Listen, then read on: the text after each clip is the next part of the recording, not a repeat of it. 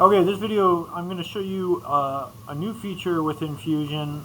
It's a great example on how to use form, something that we haven't done yet. We've only done the parametric modeling where we start with sketches. Yeah, we're going to just hop into it. And I think that, making a ghost is kind of the way to do it. So that's what we're going to do. The form button that we haven't really dealt with yet is located over here. So normally up to this point we've always started with sketching, and then we've always extruded or something from there. Here we're going to actually jump straight into create form. And for our ghost, we're actually going to use the plane one. This is actually going to work great, and it would work great for other projects as well, because you're starting on a flat surface. The reason that that's so nice is because now when I'm 3D printing, this could definitely be the base that I'm printing off of. It's going to have a nice flat surface, especially if we're just building up from it. Okay, so I'm going to use plane, and I'm going to sketch on this plane right here. So once I do that, I'm going to go ahead and just make a box. It doesn't matter the size because you're going to adjust it after you click. So I'm just going to go ahead and click. And for our ghost, we're going to do a length of, notice this is -3.6, so we're going to do -2. Okay. And then the length faces, we're going to turn this to 5. The width is going to be 2, so we're going to make a square. And then I'm going to have 5 width faces. So those faces, and what I'm talking about, are these squares in here. Okay, so that's splitting up my ghost so I can manipulate it later on. Okay, when I hit OK, you can clearly see the grid that it has created. And when I edit this form, I can edit either these lines here, or I can edit the entire face. Okay. Now, to start with the ghost, ghosts obviously don't have a rectangular base or a square base. So what I'm going to do is I'm going to click on these little corners here, and then I'm going to hit the delete key. And so what I'm doing is taking out that corner, and it's going to round that out for me. So again, I'm going to go click on each of these corners. So I just have that point. I'm going to hit delete, delete, and delete. Okay, and so now I have this rounded shape that I can then manipulate later on to make it look more like a ghost. Okay. Now my ghost, I'm going to be pulling up, so I want to modify that. But before I do, I don't want to be pulling all of these up. So what I'm going to do is I'm going to pull up the inner part, so these 9 squares that are located in the middle. So to highlight all those, I'm going to click, and while holding the control button, I can highlight multiple squares.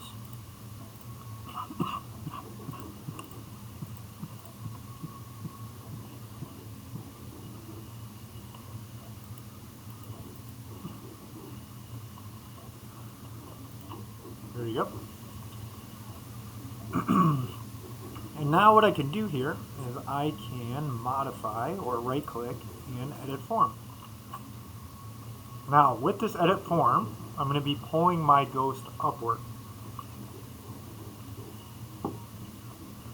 So to do that, I'm going to pull the arrow. Let's do about 1 point, it's like 1.7 here. Yeah, we can do that. 1.7. Now let's do 1.2. Okay.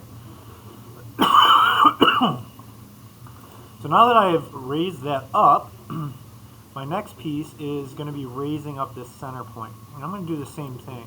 So I'm going to click on just that center point. I'm going to raise that up about 1.2 as well. So now I'm a little over 2 inches. Okay. Now notice it keeps stretching this up, but with a ghost we want to make sure we're kind of rounding that edge up a little bit. So if I grab this point here and I go ahead and kind of pull that out like this, you can see how it rounds that piece out. So that's where like that head's going to be. And so it looks like the sheet is over the head of the ghost. So that's just this button here. And so you're really just kind of playing around with it and what looks good. Okay. With that done, I can pull it up just a little bit more. Let's go about, I don't know, there. Let's go maybe about there. Okay. So if we think about like what we just did, that's about 1, 2, 3 inches total, maybe, in height, which is probably a good size ghost to 3D print. All right. So once I have this done, go ahead and hit OK. And so you can kind of start seeing how this could be a ghost here. Now, to give it some arms, we're going to go ahead and click on this line right here. And I'm going to go ahead and right click afterwards. And what I want to do here is I want to insert an edge. This is going to go ahead and break up this giant chunk here, so I can add an arm that's going to go about right here. So I'm going to insert an edge, and notice 0.45 is down here about halfway, but I want it to be up here, so I'm going to have to make that a negative. And I can drag up and down to see where about it should be. Now if I do negative 0.45, I can then on the other side make sure that there's an edge at that exact point as well. Okay, so I'm going to go ahead and hit OK. So it adds that edge there. Now when I go to the other side, I want to do the same thing. So I'm going to right click on that line. I'm going to insert an edge, and this time, of course, negative 0.45 is the wrong way. So I'm going to switch that over. So now I know that 0.45 is going to line up with this one as the same part, which is why you probably want to be typing this in and not just dragging. But if you don't want it necessarily in the same spot, then you don't have to do that either. Okay? So I'm going to hit OK. Now I have these edges that I can now modify. I can also grab this and not grab that at the same time, which is also helpful. Okay? So what I want to do is I'm going to create an arm out of here. So I'm going to right click and I could edit form. Okay? Now if I go from the front view, and let me rotate that, I'm going to make this the arm. And so what I'm going to do is I'm going to hold the Alt key down. So as I'm holding Alt, I can then pull this out, and that's going to give me the arm. Now if you don't hold Alt and you pull this out, it's going to look like that. You don't want to do that. So you need to make sure you're holding Alt down, and then you're going to drag that out to give it an arm. Okay, I'm going to do the same thing on the other side. I'm going to probably make it as symmetric as possible. So I'm going to right click, and I'm going to edit form. I'm going to go back to my front view, and I'm going to again hold Alt. I'm going to pull that out, and so they're kind of like my arms of my ghost. Okay. Now with that done, what you can do as well, and so if I look at it from the side, right, his arms are just kind of outright. We can kind of pull the arms forward as well. So if I click on this and I edit the form, I can pull my arm this way to make it look like he's maybe chasing you a little bit, going towards you. You can leave the arm the way it is. I'm going to kind of just do that for both of them. Right? So it's like the ghost is out there chasing you a little bit. And you can always, modify that in a way where it looks a little bit better for what you're trying to do. Okay? So there's no right or wrong answer here on how that's supposed to look. You are just designing it to make it look the way you want it to look. Alright, so if I want to make it look the way I'm doing that, okay, you just play around with it, see what works for you. Alright, now this one's kind of a little bit out far, maybe do something like that. So now you can kind of see that the arms are moving that way. Alright, now I got the kind of general form I want for my ghost. At the bottom we want it to look more like a sheet, so let's go ahead and take a look from the top. Now what you can do here to edit this so it looks a little bit more wavy, which you'd kind of picture with the ghost, you can either select these points and kind of drag them around. You can select the lines, which also allows you to kind of edit and make it look a little bit more like a sheet. So I'm just kind of skipping some other ones. Some I'm moving in, some I can move out, just to give it a little bit more of a feel like it's more wavy and actually a sheet. Again, there's no right or wrong answer. You could shift it left, right, just to kind of give it a little bit more of a natural look, as if it was a sheet.